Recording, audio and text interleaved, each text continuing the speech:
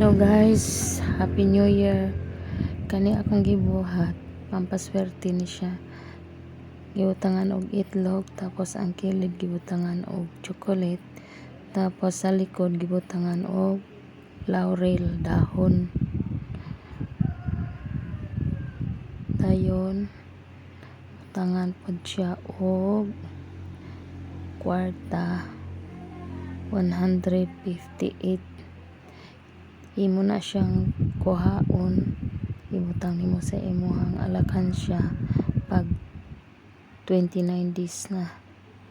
So kinahanglan dili jud na nimo siya hilabtan, ipaabot nimo siya 1 year na pod kana ang kwarta kung imo na siyang kuhaon diha sa imong gihimo nga pampaswerte. Then ibutang na siya ang coins, usa ka 100, usa ka 50 o 3 ka piso o 2 ka tinag 5.